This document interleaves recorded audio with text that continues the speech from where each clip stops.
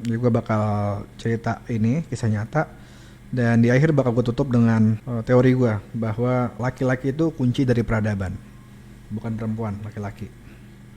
Oke, kita ke ceritanya dulu ya. Jadi ini tentang Romi Sepriawan yang membunuh istrinya yang lagi hamil tua gitu, bahkan dibelah perut istrinya. Jadi udah sering cekcok gitu. Nah, habis itu sempat pisah ranjang. Ya, jadi eh, hubungannya emang kurang baik dari awal. Nah, habis itu dia pada satu waktu dia pinjem golok tetangganya buat membelah kelapa. Gitu. Bilangnya begitu. Ternyata ya itu dipakai buat membunuh. Pas istrinya sekarat, dibelek perut istrinya. Kenapa? Ternyata karena dia mau menyelamatkan anaknya. Jadi dia sendiri, dia keluarin bayinya itu. Habis itu sempat diangin-anginin di jendela. Dan bayinya hidup. Ini bayinya. Bayi ini harus kehilangan ibunya, ibu kandung. Nanti bakal menyayangi dia. Cuman gara-gara kebodohan bapaknya mau ngedenger bisikan setan.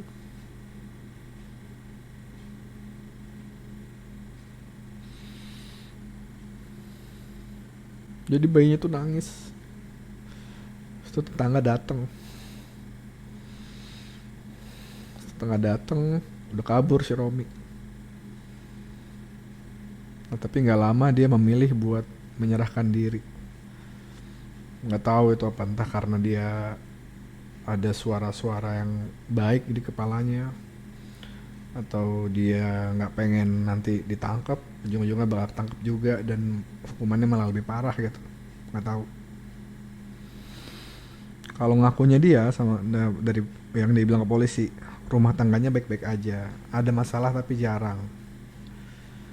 Nah, pemicunya itu gitu. Dan itu bikin dia curiga ya, nih cemburu ya, si password handphone itu, handphone yang di lock itu. Karena dia nggak bisa akses handphone istrinya. Dia curiga tapi nggak punya bukti gitu. Dan ya itu setan kan, nggak ada bukti gitu. Tapi suara di kepalanya tuh.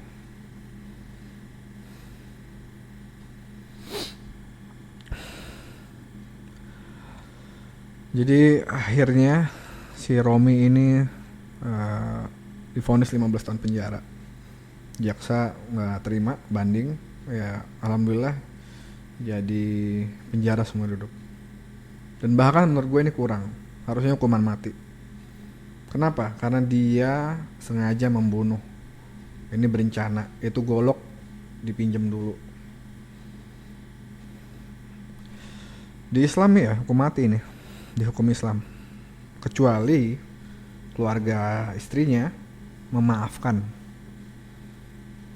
gitu, memaafkan dan mungkin meminta diat ya, uang tebusan.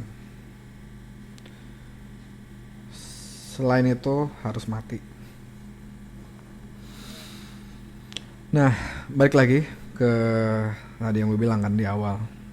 Teori gue kenapa bilang laki-laki itu kunci peradaban. Ya karena ini nih pemicunya. Perempuan menurut gue lebih kurang ya signifikannya buat memajukan peradaban. Justru karena perempuan itu bagus banget, keren banget gitu. Perempuan tuh penting banget buat peradaban. Karena anak itu belajar bahasa, cara berpikir, emotional intelligence itu banyak dari ibunya. Karena banyak interaksi sama ibunya gitu dari awal. Pentingnya penting banget gitu. Gue nggak bilang apa namanya nggak penting. Yang bikin perempuan nggak jadi kunci justru itu justru karena perempuan itu penting, signifikan perannya, dan itu didasari dari insting, sesuatu yang udah built in. Mau perempuannya itu IQ-nya jongkok, mau dia pinter banget, jenius, mau dia biasa-biasa aja IQ-nya, mau dia kaya, miskin, mau dia di negara apa, budaya apapun, perempuan punya kepedulian itu.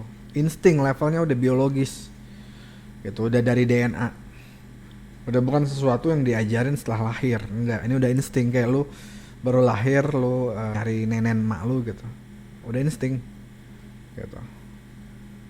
Nah sementara cowok, gue juga nggak bilang bahwa cowok itu bukan orang tua yang baik ya gitu, peranannya penting banget. Cuman kalau bicara insting, DNA ya, level biologis, menurut gue berdasarkan pengalaman gue pribadi dan yang gue tanya ke teman gue cowok maupun cewek gitu kan yang udah punya anak, laki-laki itu kepeduliannya mereka sama kesejahteraan anak ya, well-being si anak, kesehatan lahir batin si anak itu agak di bawah perempuan. Kalau dirata-ratain ya, ini bicara rata-rata, ada pasti cowok yang peduli banget sama well-being anaknya gitu kan, tapi ya itu bicara satu kasus gitu. Nah kalau dirata-ratain, itu yang gue lihat gitu.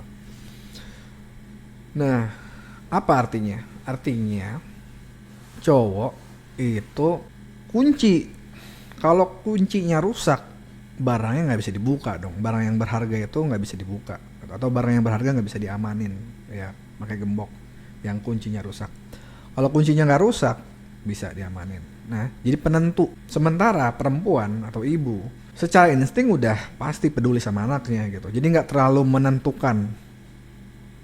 Lagi-lagi gue bilang ya, yang perempuan kasih ke anak itu gede banget, banyak banget gitu.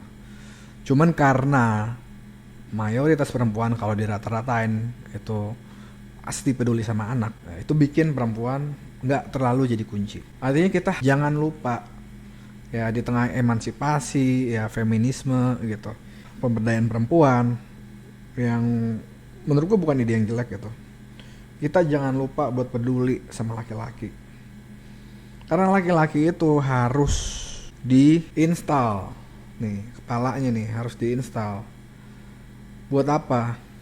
Buat jadi manusia yang peduli, yang punya emotional intelligence yang bagus. Itu sesuatu yang harus diajarin ke cowok. Ya tadi kan si Romi nih, di awal emang udah bermasalah hubungan dia sama istrinya gitu. Mungkin lo bilang, kenapa nggak emotional intelligence-nya istrinya yang perlu diperbaikin? Pengalaman gue nikah ya. Nah gue lihat perempuan tuh sebenarnya nggak minta yang aneh-aneh dari cowok. Kalau sekarang kan banyak tuh yang marah-marah, oh ini TikTok bikin perempuan minta yang aneh-aneh, standar FYP gitu. Itu menurut gue banyak salahnya sih. Gitu, di situ dibilangan perempuan minta suaminya kaya atau punya waktu apa gimana gitu. Nggak, perempuan menurut gue minta cowok yang mau dengerin curhatan mereka, minta cowok yang tahu gimana bikin mereka nyaman.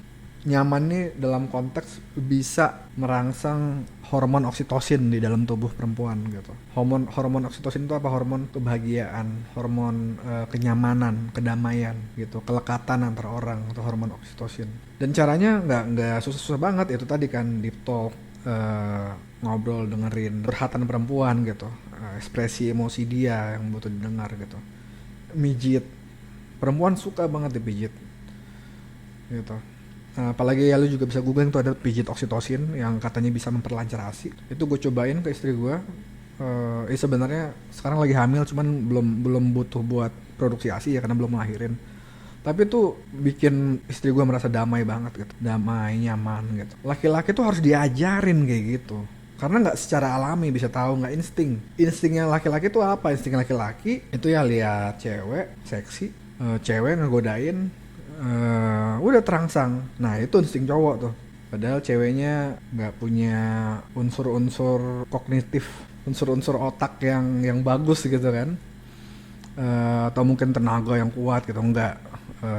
cewek cukup muda, maksudnya secara penampakan tuh kelihatannya masih subur gitu kan, masih di apa sebelum menopause gitu kan, sebelum kelihatan tua. Nah udah terangsang, udah cowok mah kayak gitu, gitu. Itu insting cowok.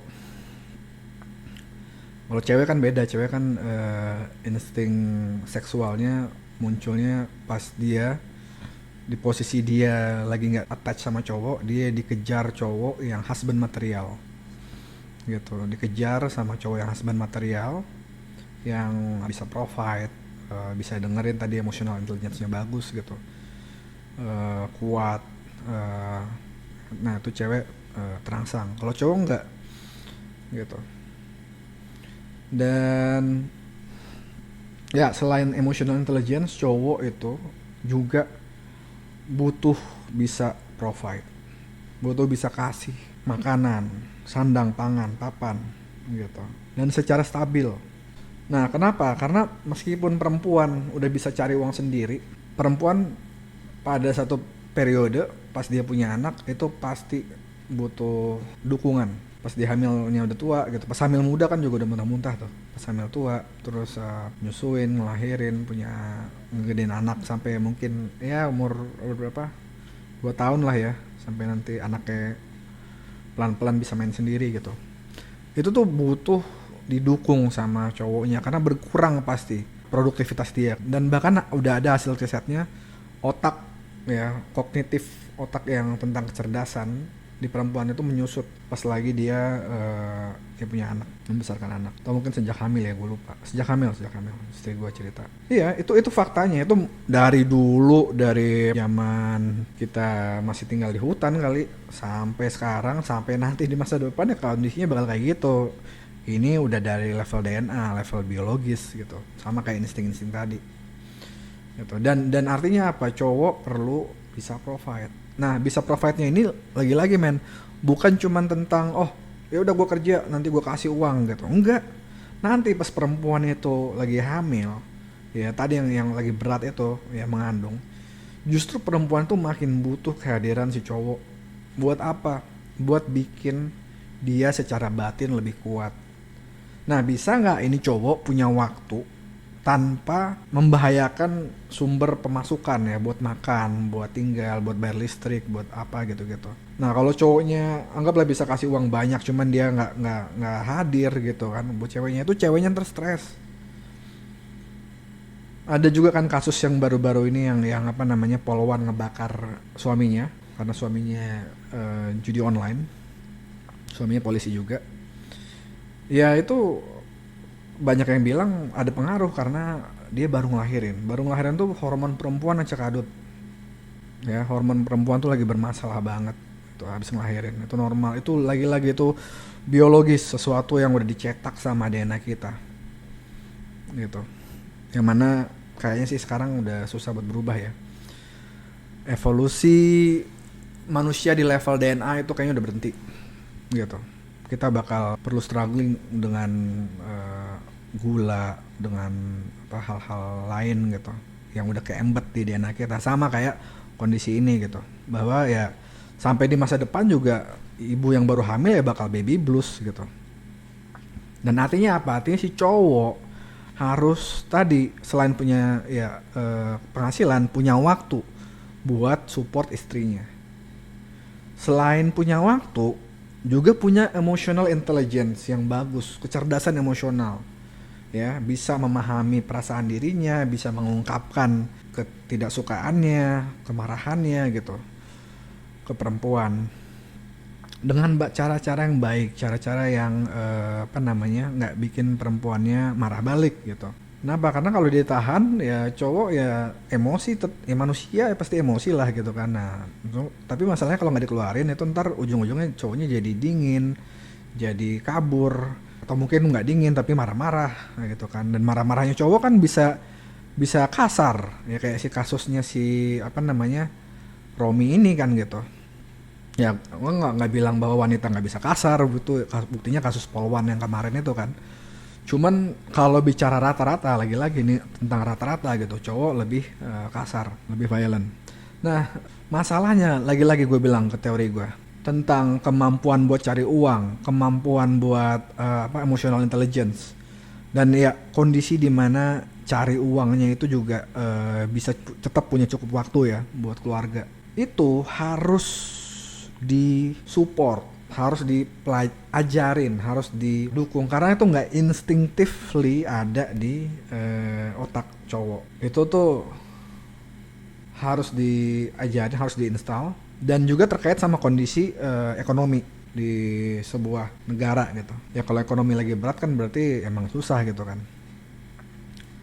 Nah masalahnya ekonomi makin lama makin berat.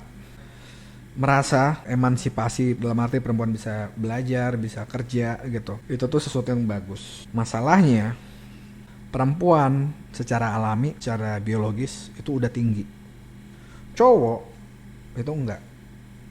Bisa tinggi tapi harus diajarin gitu, bukan sesuatu yang secara alami.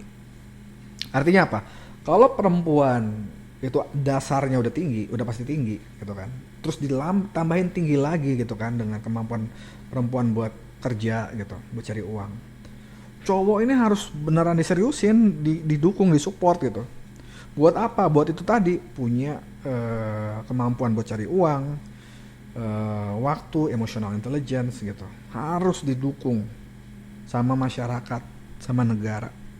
Cowok adalah kunci. Kenapa? Karena dia harus dibantu. Kalau kita bantu, nilainya bagus, dia juga bakal bantu istrinya. Yang itu tadi kan, istrinya jadi secara batin lebih siap buat punya anak, buat besarin anak. Dan gue juga percaya cewek itu gede kontribusinya, tapi itu time periodnya mungkin lebih ke pas anak kecil ya.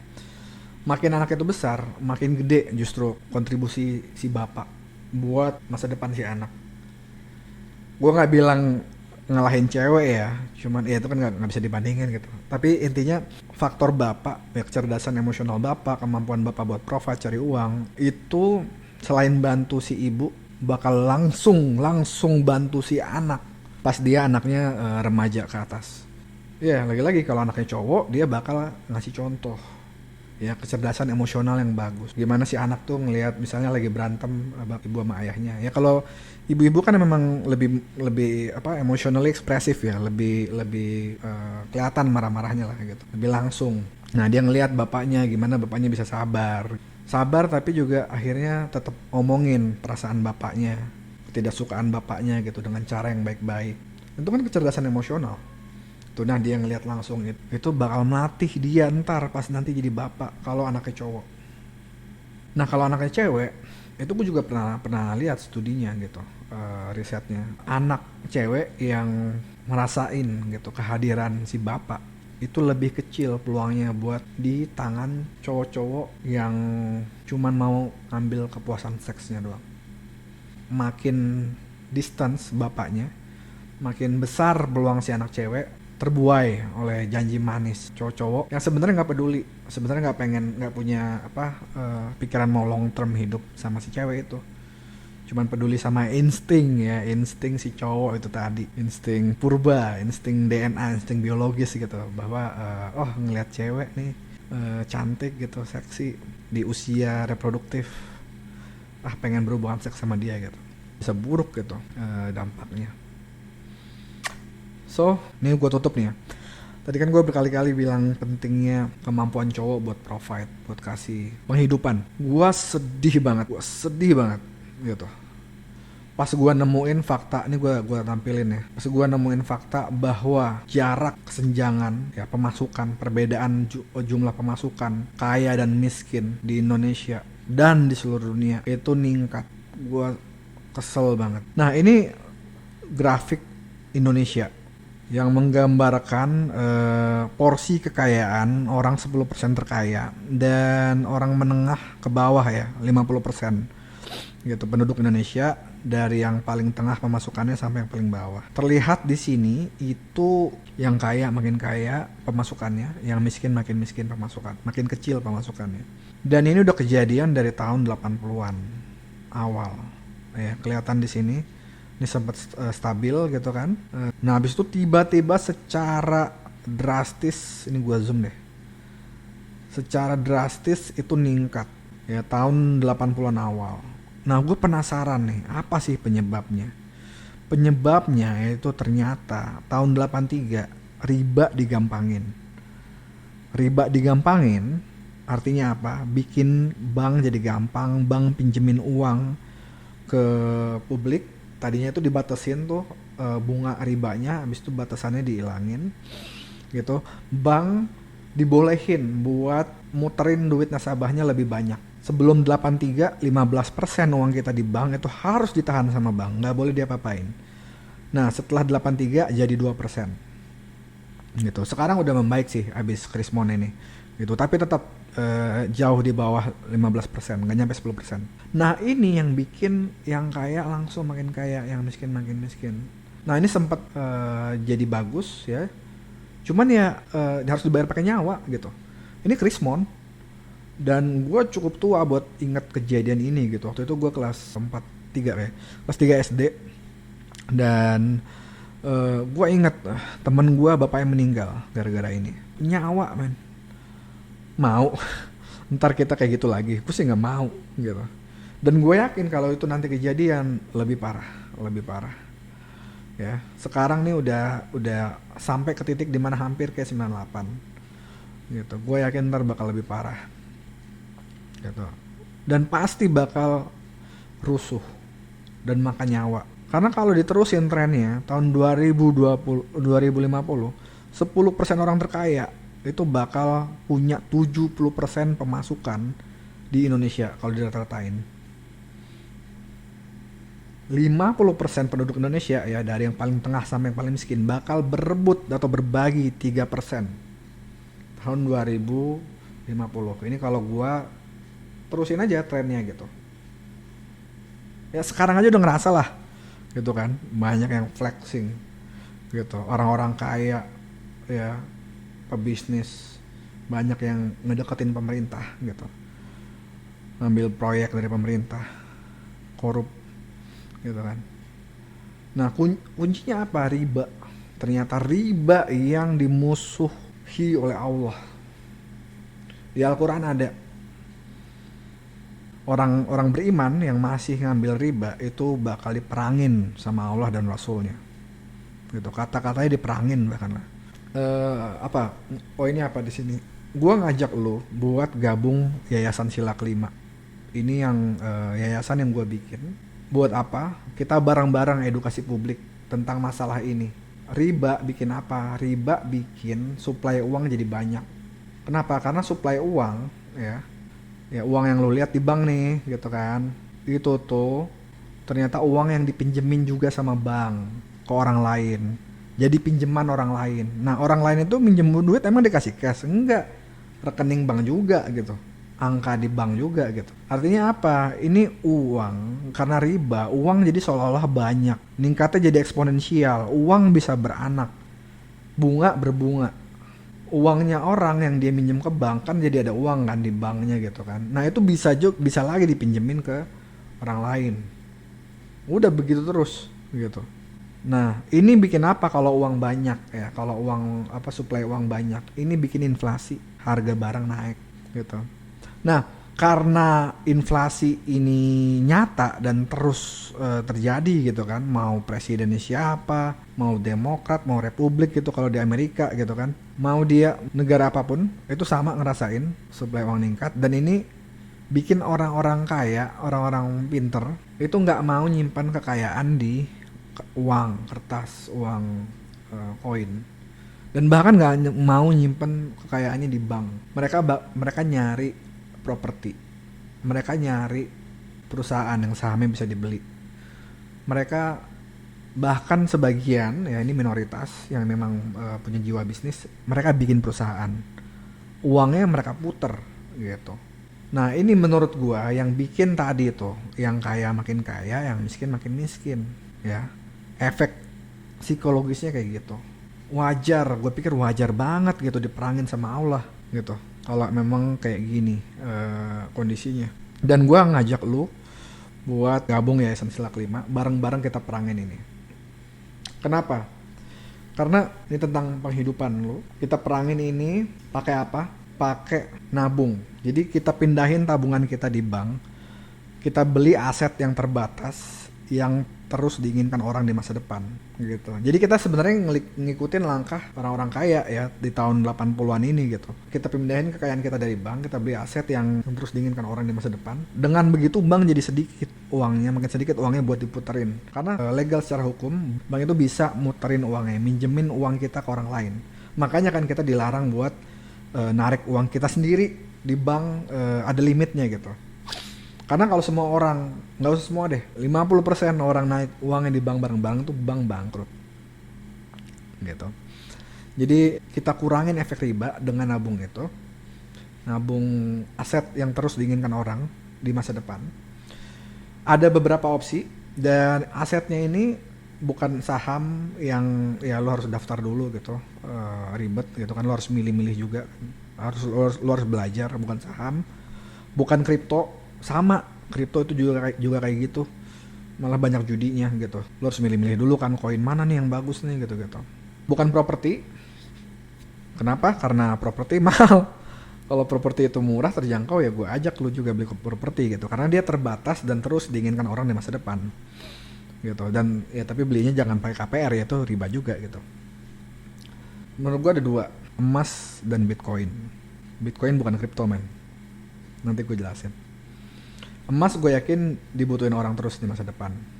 Nah, Bitcoin ini barang yang bisa ditransfer ke segala penjuru di bumi dan jumlahnya pasti terbatas. Gak ada satu orang pun yang bisa ngubah keterbatasannya itu, termasuk pendiri penciptanya Satoshi. Kalau dia balik, dia gak bakal bisa ngubah. Dan buat mendapatkan Bitcoin baru itu harus ngorbanin listrik. Jadi sama kayak emas. Nah, karakteristik ini nih nggak dimilikin sama cryptocurrency yang lain gitu. Cuman Bitcoin yang punya ini. Makanya tadi gue bilang Bitcoin beda sama crypto. Ini perlu diajarin. Gue nggak pengen lu juga beli Bitcoin atau emas tapi lu nggak belajar dulu gitu. Lu perlu belajar, lu perlu tahu apa yang lu beli. Nah, gue undang lu buat gabung Yayasan Sila Kelima. Kita belajar bareng-bareng di sini, kita edukasi bareng-bareng. Nanti kalau lu udah teredukasi, kita juga bakal ajak orang lain ya, bikin ini jadi pergerakan. Gua, ini mungkin sekedar contoh, gue sekarang sakit di rumah sakit, biayanya kalau diestimasi mungkin bakal 20 jutaan, dan gue nggak keluar duit men, gue nggak keluar duit buat bayar ini, bukan asuransi. Kenapa gue bisa bayar gratis ya? Karena gue di sini ini harga Bitcoin nih, ini harga Bitcoin sepanjang masa ya. Tuh dari cuman berapa? Di sini tuh 50 juta gitu kan tahun 2017 sampai sekarang nih 1,1 miliar. Nah, gue itu nih pas lagi dulu harganya berapa? 400-300 juta. Gue ada naruh Bitcoin itu berapa ya? 20 juta lah ada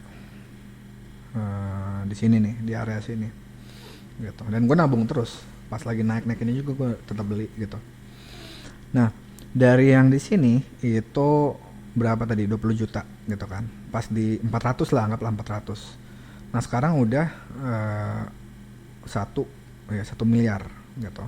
400 ke 1 miliar berapa, 2 kali lipat lebih gitu kan. 2 kali lipatnya 800 juta, itu tambahin lagi gitu, 2,5 kali lipat gitu. Nah, dari 22 juta gue itu, 20 juta gue itu, gue udah dapet berarti 2,5-nya gitu.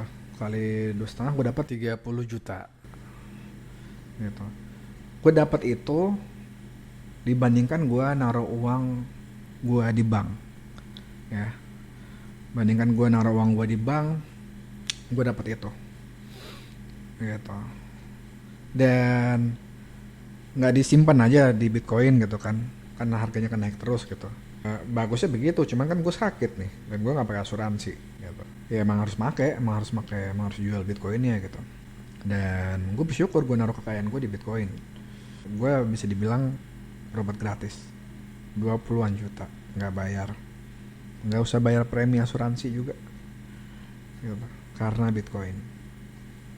Nah tadi Percaya nggak ini aset yang terbatas dan bakal terus dibutuhkan orang di masa depan? Itu yang gue pengen lu belajarin itu dulu gitu. Jangan lu sekarang buru-buru beli Bitcoin karena pengen untung doang. Dan buat kalau kalau Bitcoin itu terbatas gitu-gitu itu kan teknikal ya, bisa dipelajarin gitu. Itu kan fakta gitu. Nah, kalau bagian bakal terus dibutuhkan orang di masa depan, ini perlu belajar sejarah uang gitu. Karena ada banyak yang disembunyikan oleh pemerintah, bikin kita nggak tahu gitu. Nggak pengen mereka tahu di seluruh dunia nih ya, bukan Indonesia doang. Nggak pengen kita tahu bahwa sistem keuangannya itu fragile, gampang rusak, gampang ambruk, gampang krismon. Itu ditutup-tutupin. Nah, lu harus belajar itu dulu. Baru ntar lu bisa paham Bitcoin sebagai solusi. Kalau lu nggak belajar itu, lu bakal cuman ngeliat Bitcoin sebagai alat investasi.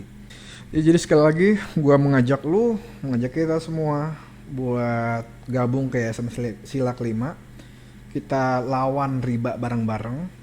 Kita tabung aset yang terbatas dan terus diinginkan orang di masa depan, sehingga uang yang bisa diribain di bank itu jadi berkurang. Suplai uang juga nggak ningkatnya, nggak eksponensial gitu kan, naik mencuat ke atas gitu, nanti turun peningkatannya, dan mudah-mudahan itu bakal ngurangin inflasi ya, karena orang nggak ngerasa uang itu banyak gitu, tapi uang semu gitu, uang-uang yang di rekening bank gitu. Dan kita bantu diri kita sendiri, kita bantu orang lain, kita edukasi orang gitu buat nabung ini sehingga bisa dapat keuntungan ya, khususnya buat orang-orang menengah ke bawah gitu, bisa dapat modal tambahan buat bisnis ya, buat diputerin lagi, dapat uang lagi, nanti beli Bitcoin, beli emas lagi gitu. Dan ini bakal bantu cowok, laki-laki, the provider gitu, buat ningkatin harga diri mereka, ningkatin rasa pede mereka gitu, sehingga mungkin bantu juga ke emotional intelligence mereka. Bisa jadi yang bikin emotional intelligence mereka kurang ya, itu karena mereka di posisi yang insecure, nggak pede sama kemampuan mereka buat menghidupi anak istri gitu. Sama kayak perempuan lah, misalnya nggak pede sama fisiknya mereka gitu kan, wah kurang cantik, kurang apa gitu kan. Nah, jadi apa, insecure gitu. Itu insting karena tadi kan perempuan tahu bahwa laki-laki secara insting biologis juga ngelihat dia berdasarkan fisik gitu. Nah, menurut gue juga sama, cowok butuh banget tuh insting bahwa mereka bisa provide istri, khususnya istri yang pas lagi ngebesarin anak gitu kan. Dan gak cuma nge-provide, ngasih waktu juga buat mijit, buat ngobrol gitu, buat sayangin istrinya gitu. Nah, laki-laki harus punya itu. Kita bantu mereka punya itu. Kita selesain juga masalah sistemiknya dengan yang tadi ya, ngurangin uang di bank. Ya, gabung aja yayasansila kelima.com. Gue bakal kasih yayasansila-kelima.com. Nanti bakal ada training yang ngajarin lu. Gue nggak dapat sepeser pun dari trainingnya, nggak dapat. Nggak, ini bukan cara gue buat kaya ya. Gue bukan Timothy Ronald ya, nggak. Omongannya bener tentang Bitcoin, cuman ngajak lu justru bayar dia, bikin dia kaya, buat ngasih sinyal-sinyal judi kripto ya. Dia bilang kan di video tesis kasino gue gitu. Gue nggak cari uang dari lo. Kenapa? Gue kerja di Paxful. Paxful ini pasar Bitcoin yang orang ke orang gitu, sama kayak lo beli emas ke toko emas di pasar gitu, orang ke orang kan, lo interaksi sama orangnya gitu. Dan Paxful nggak nyimpenin Bitcoin lo, aman jadinya. Beda sama kayak exchange yang di Amerika kan, dulu sempat kasus di FTX gitu. Gue kerja di sini, gue full time di sini. Jadi waktu gue ngajarin lo tentang ini, ngelawan riba, pakai emas dan Bitcoin, itu ya gue anggap waktu gue kerja di Paxful gitu, ngegedein pasar di Indonesia dan di Asia Tenggara. So ya, gratis buat gue nggak tahu ya buat yang lain ya, bisa jadi gue mau ngundang ustadz gitu buat ngajarin Bitcoin dari sisi halal haram. Ustadz kan perlu dibayar, mereka kan memang konsultan kan, sama kayak dokter gitu. Nanti bisa jadi ada biayanya, cuman buat gue nggak ada, sepeser pun nggak ada, itu gue bisa jamin. Oke, sekian. Semoga makin banyak cowok yang didukung, disupport secara secara finansial, secara kemampuan nge-provide, bisa bikin dunia jadi lebih baik. Sehingga nggak ada lagi yang kayak Romi, ya. Karena cowok adalah kunci.